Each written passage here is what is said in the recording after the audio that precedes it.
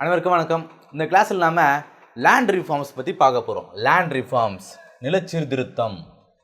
Indian எக்கனாமியில் நாம் நிலச்சீர்திருத்தம், லேண்ட் ரிஃபார்ம்ஸ் பற்றி பார்க்க போகிறோம்.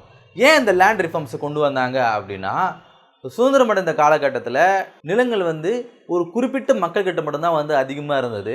ஸோ உணவு பற்றாக்குறையின் காரணமாக நம்ம லாஸ்ட் கிளாஸில் பார்த்துருப்போம். இந்த ஃபர்ஸ்ட் சேலஞ்சுனா என்ன, செகண்ட் சேலஞ்சுனா என்னன்னு சொல்லிட்டு அதிகப்படியான உணவுகளை தயாரிப்பதன் மூலமாக நாட்டு மக்களுடைய உணவு பற்றாக்குறையை தீர்க்கணும் அப்படிங்கிறதுக்காக நிறைய ரிஃபார்ம்ஸ் கொண்டு வந்திருப்பாங்க ஃபார்மிங்கில். ஆனால் நிலங்கள் மக்கள்கிட்ட இருக்கும்போது தான் அதிகப்படியான உணவை தயாரிக்க முடியும் அப்படிங்கிற காரணத்தினால ஸோ நிலச்சீர்திருத்தத்தை கொண்டு வந்தாங்க. நிலங்களை கையகப்படுத்தி அதை மக்கள்கிட்ட கொடுக்கும்போது அவங்க உழவு தொழில் மூலமாக உணவுகளை தயாரிப்பாங்க அப்படிங்கிற காரணத்தினால இந்த லேண்ட் ரிஃபார்ம்ஸ் கொண்டு வந்தாங்க. இந்த லேண்ட் ரிஃபார்ம்ஸை நம்ம ரெண்டு வகையாக பிரிக்கலாம். எப்படின்னா ஃபேஸ் 1 அண்டு ஃபேஸ் 2 அப்படின்னு ரெண்டு வகையாக பிரிக்கிறாங்க. ஃபேஸ் 1னா என்ன? 1991க்கு முன்னாடி, ப்ரீ 1991, 1991க்கு முன்னாடி. ஏன் 1991 ஸ்பெசிஃபை பண்ணுறாங்கன்னா, அந்த டைமில் தான் குளோபலைசேஷன் வந்திருக்கும். Globalisation, privatisation, liberalisation. ஸோ அந்த பீரியட், அதனால தான் அதுக்கு முன்னாடி அதுக்கு பிறகு ஸோ ரெண்டு வகையாக பிரிச்சிருக்காங்க. ஸோ இதில் நம்ம பார்க்கும்போது ஃபேஸ் 1 ப்ரீ 1991 என்ன பார்க்கும்போது, ஃபஸ்ட்டு அபாலிஷன் ஆஃப் இன்டர்மீடியரிஸ், அதாவது இடைநிலை தரகர்களை நீக்கிறதன் மூலமாக. அண்ட் அபாலிஷன் ஆஃப் இன்டர்மீடியரிஸ் யார் யார்? ஜமீன்தாரி, மகள்வாரி, ரைத்துவாரி. நம்ம ஹிஸ்ட்ரியில் பார்த்துருப்போம். இவங்கெல்லாம் யார்? விவசாயிகிட்ட இருந்து அந்த உணவுப் பொருட்களை, தானியங்களை வசூலித்து அதை ஆங்கிலேய அரசாங்கத்துக்கு கொடுக்குறவங்க. ஸோ இவங்களாம் இடைத்தரகர்கள் அப்படின்னு சொல்லுவாங்க. இந்த இடைத்தரகர்களை ஒழிப்பதன் மூலமாக மக்களுக்கு அவங்ககிட்ட நிறைய நிலங்கள் இருந்தது. நம்ம பார்த்துருப்போம். இந்த ஒவ்வொரு ஜமீன்தார் முறையை கொண்டு வரும்போது மகள்வாரி முறை, ரைத்துவாரி முறை அப்படின்னு சொல்லிட்டு நாம் ஹிஸ்ட்ரியில் பார்ப்போம். அப்போ நிலங்கள் எல்லாம் இவங்ககிட்ட தான் இருக்கும். மக்கள் அங்கே வேலை செய்கிறவங்களா மட்டும்தான் இருப்பாங்க. ஸோ இவங்ககிட்ட நிலங்களை கையகப்படுத்தி அதை மக்களுக்கு பிரித்து கொடுக்குறாங்க. ஸோ அதை தான் நம்ம பார்க்குறோம். ஸோ அபாலிஷன் ஆஃப் இன்டர்மீடியரிஸ், அதாவது ஜமீன்தாரி முறை, மகள்வாரி முறை, ரைத்துவாரி முறை. அதன் பிறகு டெனன்சி ரிஃபார்ம்ஸ். டெனன்சி ரிஃபார்ம்ஸ், குத்தகை சீர்திருத்த சட்டம், குத்தகை சீர்திருத்தம் அப்படின்னு சொல்லலாம். Tenancy reforms. டெனன்சினா வாடகைக்கு விடுறது, குத்தகைக்கு விடுறது. நிலங்களை கவர்மெண்ட் விவசாயிகளுக்கு நிலங்களை வாடகைக்கு விட்டு அதன் மூலமாக கொள்முதல் பண்ணுறதை டெனன்சி ரிஃபார்ம்ஸ்னு சொல்லுவாங்க. அதாவது ரெண்ட் ரெகுலேஷன், வாடகை விடுறாங்க இல்லையா? ஸோ அந்த வாடகை கட்டணத்தை ரெகுலேட் பண்ணுறது. அதே போல் security of tenure, security of tenure. ஒருத்தருங்கிட்ட நிலங்களை குத்தகை விடும்போது அந்த குத்தகை காலத்தை உத்தரவாதம் கொடுக்குறது. உங்களுக்கு ஒரு 5 வருஷம் நான் நிலத்தை குத்தகை கொடுக்குறேன் அப்படின்னா, டக்குன்னு 2 வருஷத்துலேயே நாங்கள் இப்போ தான் விளைச்சலை போட்டிருக்கோம், அது அறுவடை எடுக்கிறதுக்கு முன்னாடியே டக்குன்னு நீங்கள் அந்த குத்தகை கேன்சல் பண்ணக்கூடாது. ஸோ செக்யூரிட்டி ஆஃப் டென்யூர் அப்படிங்கிறது சொல்கிறாங்க. அதே போல் land ownership rights, land ownership rights. Tillers, டில்லர்ஸ்னால் யார்? உழவர்கள். டில்லர்ஸ்னா யார்? உழவர்கள். அதாவது லேண்ட் ஓனர்ஷிப் ரைட்ஸ் நம்ம தமிழில் படிச்சிருப்போம். தமிழகத்தில் பெண்கள் அப்படின்னு, தமிழகத்தில் விடுதலை போராட்டத்தில் தமிழகத்தின் பங்கு அப்படின்னு சொல்லிட்டு 9th 10th தமிழ் புத்தகத்தில் ஒன்று இருக்கும். கிருஷ்ணம்மாள் ஜெகநாதன் நம்ம கேள்விப்பட்டிருப்போம். Lands for tillers program, LAFTI அப்படின்னு படிச்சிருப்போம். LAFTI, land for tillers program அப்படின்னு சொல்லிட்டு கிருஷ்ணம்மாள் ஜெகநாதன் அவர்கள் தொடுத்திருப்பாங்க. ஸோ அந்த டில்லர்ஸ், நிலத்தை உழுபவர்களுக்கே நிலம் சொந்தம் அப்படின்னு சொல்லிட்டு தான் இந்த லாஃப்டி அப்படிங்கிறது கொண்டு வந்திருப்பாங்க. ஸோ லேண்ட் ஓனர்ஷிப் ரைட்ஸ் இதெல்லாம் இந்த டைமில் இந்த டெனன்சி ரிஃபார்ம்ஸ் தான் கொண்டு வந்திருப்பாங்க. அதே போல் reorganisation of agriculture, reorganisation of agriculture. இது என்ன சொல்கிறாங்கன்னா, டிஸ்ட்ரிபியூஷன் ஆஃப் லேண்ட், அந்த கையகப்படுத்திய நிலங்களை மக்களுக்கு பிரித்து கொடுக்கறது. அதே போல் லேண்ட் கன்சாலிடேஷன், நிலங்களை ஒருங்கிணைப்பதன் மூலமாக, நிறைய விளைச்சல் இருக்கிற நிலங்களை ஒருங்கிணைப்பதன் மூலமாக. அதே போல் ப்ரொமோஷன் ஆஃப் கோஆபரேட்டிவ் ஃபார்மிங், கூட்டுறவு விவசாயத்தை ஊக்குவிப்பது. ஸோ கூட்டுறவு சங்கம்லாம் இருக்குது இல்லைங்களா? ஸோ அந்த கூட்டுறவு சங்கத்தை கூட்டுறவு விவசாயங்களை ஊக்குவிப்பது. அதாவது ரீஆர்கனைசேஷன் ஆஃப் அக்ரிகல்ச்சர்னா என்ன? டிஸ்ட்ரிபியூஷன் ஆஃப் லேண்ட், நிலங்களை பிரித்து கொடுக்குறது. அதே போல் லேண்ட் கன்சாலிடேஷன், நிலங்களை ஒருங்கிணைப்பதன் மூலமாக. அதே போல் ப்ரொமோஷன் ஆஃப் கோஆபரேட்டிவ் ஃபார்மிங், கூட்டுறவு விவசாயத்தை ஊக்குவிப்பதன் மூலமாக. ஸோ இப்படி இந்த ஃபேஸ் 1 இருந்ததுன்னு சொல்கிறாங்க. அபாலிஷன் ஆஃப் இன்டர்மீடியரிஸ், அப்புறம் tenancy reforms and reorganisation of agriculture. So இந்த மெத்தடு மூலமாக இந்த லேண்ட் ரிஃபார்ம்ஸ் கொண்டு வந்தாங்க.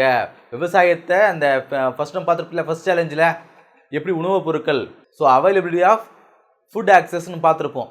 உணவு தன்னிறைவு அடையணும் அப்படின்னா நாம் இந்த லேண்ட் ரிஃபார்ம்ஸ்லாம் கொண்டு வரணும் அப்படின்னு சொல்லிட்டு அரசாங்கம் ஸோ இத்தகைய முன்னெடுப்புகளை நடத்துனாங்க.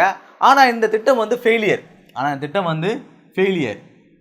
எதனால் இந்த திட்டம் வந்து ஃபெயிலியர் ஆயிடுச்சு அப்படின்னா, லேண்ட் அப்படிங்கிறது வந்து ஒரு சோஷியல் ப்ரெஸ்டீஜ்.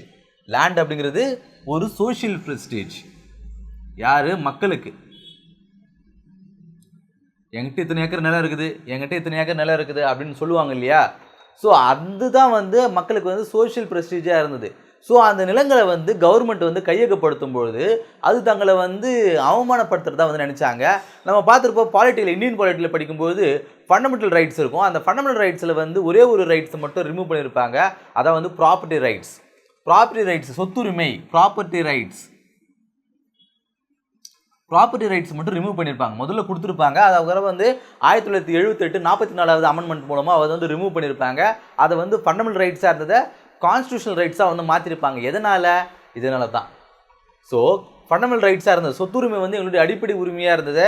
இது நீங்கள் இந்த திட்டத்தின் மூலமாக வந்து எல்லாருக்கும் பிரித்து கொடுக்கறது மூலமாக அது எங்கள் அடிப்படை உரிமையை பாதிக்குது இல்லையா? ஸோ அதுக்கு நாங்கள் சம்மதிக்க மாட்டோம் அப்படின்னு சொல்லிட்டு நிறைய நிலங்களை கையகப்படுத்தி வச்சுட்டு இருக்கிறவங்க வந்து போராடுறாங்க. நிறைய வழக்குகளை வந்து தொடுக்குறாங்க. இந்த கேசவானந்த பாரதி கேஸ், நிறைய கேஸ் நம்ம வந்து நீங்கள் பாலிட்டியில் படிச்சிருப்பீங்க. ஸோ அந்த கேசஸ் எல்லாமே வந்து இதை பேஸ் பண்ணி தான், இதன் காரணமாக தான் நிலங்களை வந்து கையகப்படுத்துகிறாங்க. அப்படிங்கிற காரணத்தினால தான் என்ன பண்ணுறாங்க, ஃபண்டமெண்டல் ரைட்ஸாக இருந்ததை சொத்துரிமையை, ப்ராப்பர்ட்டி ரைட்ஸை கான்ஸ்டியூஷனல் ரைட்ஸாக வந்து மாற்றுறாங்க. கவர்மெண்ட் நினச்சா எப்போ வேணுனாலும் நிலங்களை வந்து கையகப்படுத்தும் அப்படிங்கிற மெத்தட் வந்து கொண்டு வராங்க. அக்கார்டிங் டு இந்தியன் கான்ஸ்டியூஷன் நாம் யாரும் வந்து நிலங்களுக்கு வந்து சொந்தக்காரங்க கிடையாது. இந்த நாடே அப்படிங்கிறது வந்து இந்திய அரசாங்கத்துக்கு தான் சொந்தம். நாம் வந்து அரசாங்கத்துக்கிட்ட குத்தகை வாங்கி நடத்துகிற மாதிரி தான் கணக்கு. கவர்மெண்ட் நினச்சா எந்த நிலங்களை வேணாலும் கையகப்படுத்தலாம். இப்போ நான் இருக்கிற இந்த லேண்டை கூட கவர்மெண்ட் நினச்சா வந்து கையகப்படுத்த முடியும். நான் வந்து இது எனக்கு சொந்தம் தான், ஆனாலும் இதோட ஆக்சுவல் ஓனர் யாருன்னா கவர்மெண்ட் தான். கவர்மெண்ட் நினச்சா இந்த நிலத்தை வந்து அவங்களால வந்து கையகப்படுத்த முடியும் அப்படிங்கிறதா வந்து அக்கார்டிங் டு இந்தியன் கான்ஸ்டியூஷன் சொல்லுது. ஸோ நம்ம ஏதாவது கேஸ் போட முடியுமா? இப்போ லேண்டு வந்து நம்மக்கிட்ட வந்து கையகப்படுத்துகிறாங்க அப்படின்னா நம்ம வந்து கொடுத்து தான் ஆகணும். அதில் எந்த மாற்றமும் கிடையாது.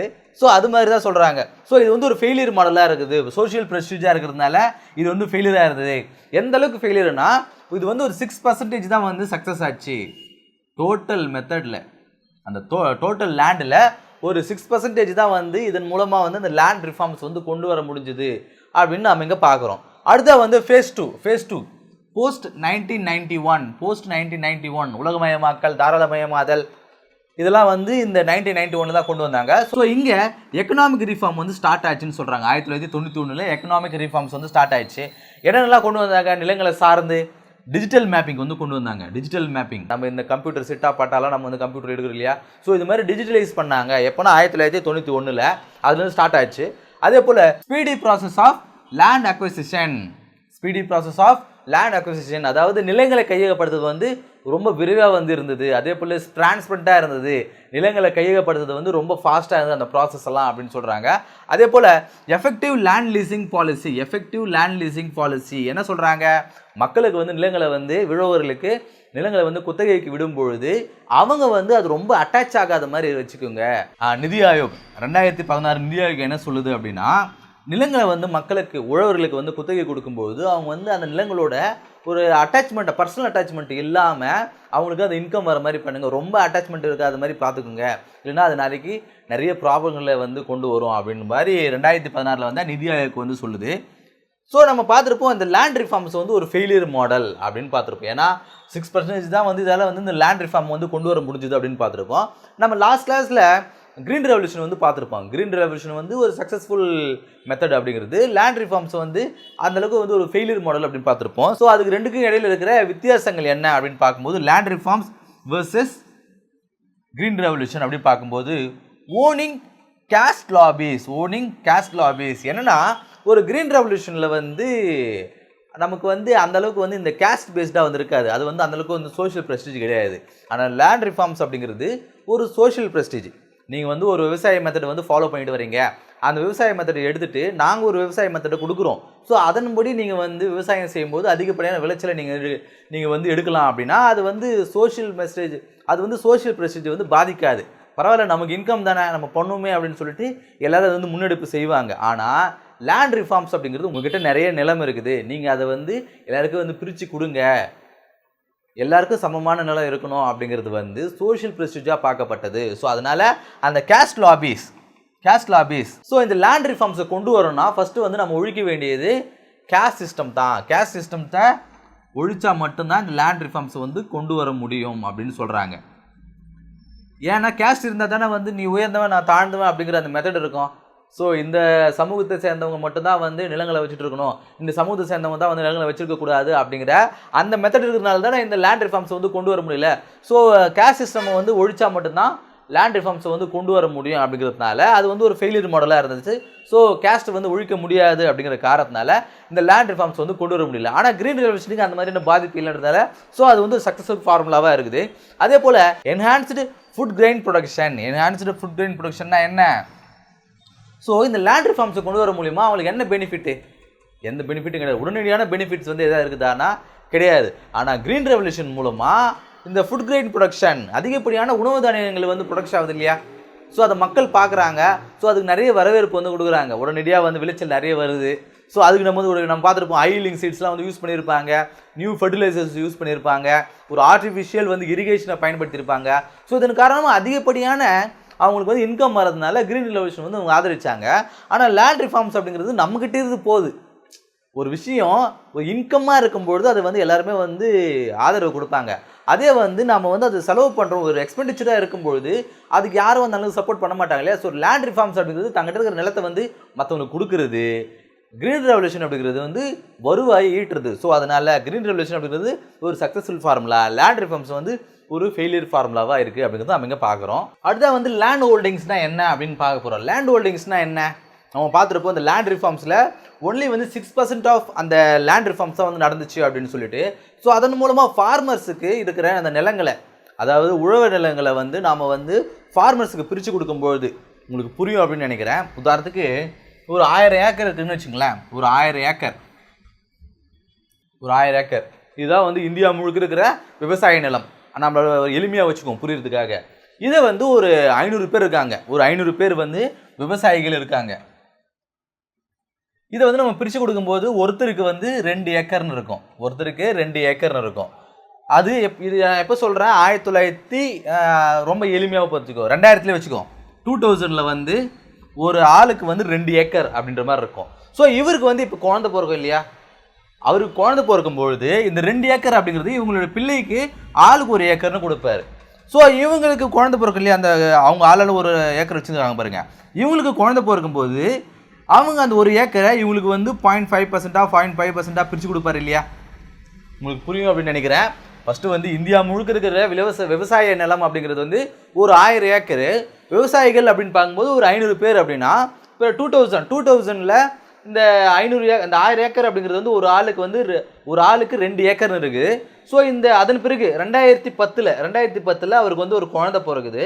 அந்த குழந்தை பிறகு பிறகு இந்த ஒரு ஆளுகிட்ட 2 ஏக்கர் இருக்கு இல்லையா? அவர் என்ன பண்ணுறாரு, தன்னுடைய 2 மகன்களுக்கும் ஆளுக்கு ஒரு ஏக்கர் கொடுக்குறாரு.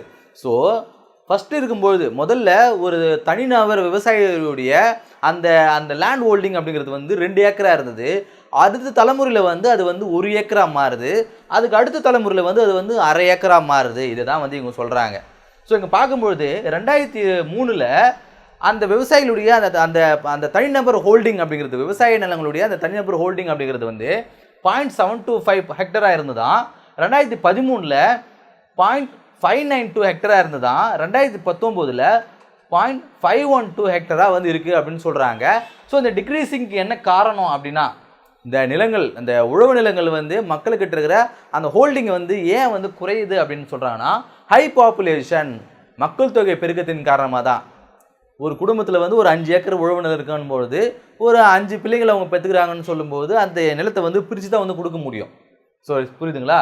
ஸோ இந்த ஹை பாப்புலேஷன் காரணமாக அந்த லேண்ட் ஹோல்டிங் வந்து கம்மியாகுது அப்படின்னு சொல்கிறாங்க.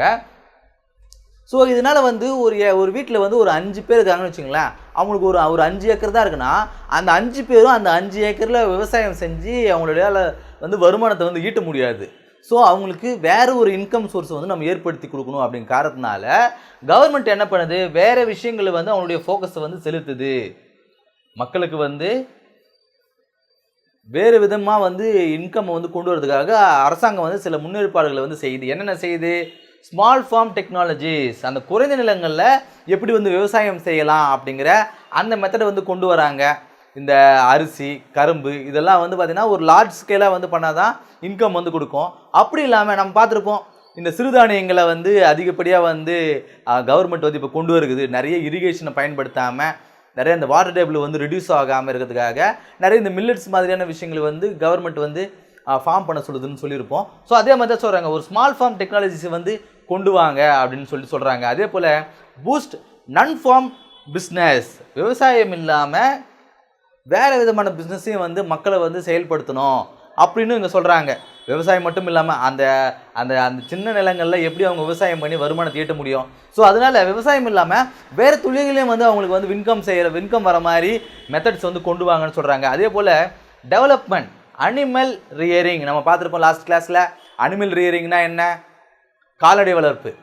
நம்ம பார்த்துருப்போம் அதிகப்படியான விவசாய நிலங்கள் கம்மியாக இருக்கும்போது கால்நடை வளர்ப்பும் வந்து அவங்க பயன்படுத்தலாம் அப்படின்னு சொல்லிட்டு. ஸோ இந்த குறைவான இடங்களில் அவங்க வந்து உணவு தீவனங்களை, மாடுகளுக்கு தேவையான அந்த உணவு தீவனங்களை வந்து பயிரிடலாம். அதன் மூலமாக வந்து அனிமல் ஃபார்மிங் வந்து இருக்கலாம். நம்ம பார்த்துருப்போம் ஃபார்மிங்லேயே நேச்சுரல் கலாமிட்டிஸ் வரும்பொழுது ஒரு பெஸ்ட்டு இன்சூரன்ஸாக வந்து அனிமல் ரியரிங் தான் இருக்கும் அப்படின்னு சொல்கிறாங்க. ஸோ இந்த லேண்ட் ஹோல்டிங் காரணமாக இந்த குறைவான லேண்டு வந்து இருக்கிறதுனால சில முன்னேற்பாடுகள், ஒரு ஃபியூச்சரான திங்கிங்கும் வந்து கவர்மெண்ட் வந்து மேற்கொண்டு இருக்குது அப்படிங்கிறது நம்ம இங்கே பார்க்குறோம். இந்த கிளாஸ் இல்லாமல் லேண்ட் ரிஃபார்ம்ஸ்னால் என்னென்னு பார்த்தோம். அடுத்த கிளாஸில் சந்திப்போம். நன்றி.